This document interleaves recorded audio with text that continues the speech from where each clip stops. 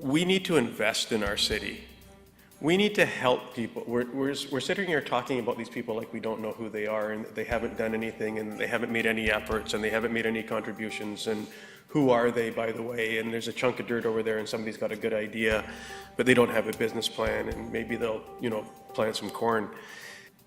However, we do make rush decisions. We're going to spend $17 million on a fire hall, an institutional building.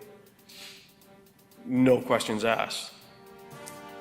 In this very meeting, 4 months ago, I heard the mayor say that he talked to an urban specialist that said, if you want people to come downtown, you have to have 250 events a year in order for people to want to come downtown to participate downtown.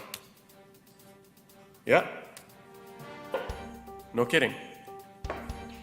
So we need things to attract and draw people to. Why do you think we have 2 cruise ships coming in? We bought the property, and the property down, we bought it to do something on it, not to sit there and watch it deteriorate.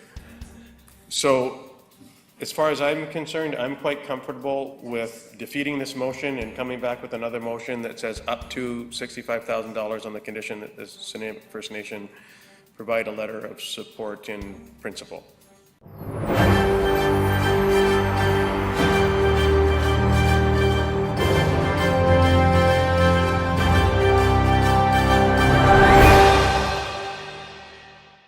At yesterday's City of Nanaimo Finance and Audit Committee meeting, City Council voted 4-3 to take the remaining $65,000 from their drained and depleted Council Contingency Fund and give it to the Nanaimo Deep Discovery Association so that they may complete their market research for their proposed $50 million ocean sciences tourist attraction, as well as to produce a documentary-style promotional video.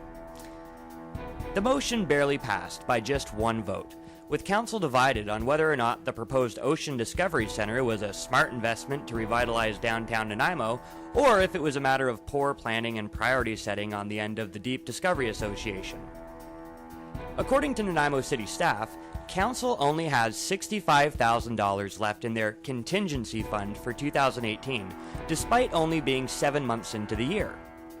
Although it is no easy task to find out exactly what Nanaimo City Council has exactly put money from their contingency fund towards, programs such as the $100,000 earmarked to originally set up the homeless showers program at Caledonia Park came from the same contingency fund.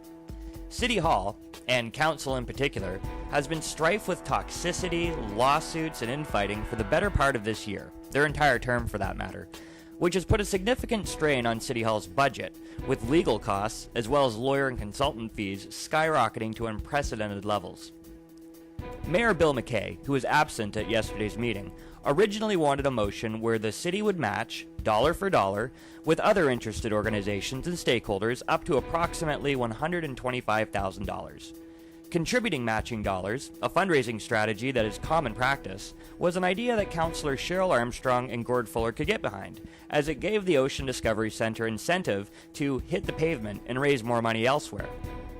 However, the concept of matching other organizations dollar for dollar on money raised is just too complicated, according to the majority on Council. So if we leave this motion as it is, because that's what's on the floor, and we say matching, and the Hospitality Association comes back and says we have $25,000, so our match is $25,000.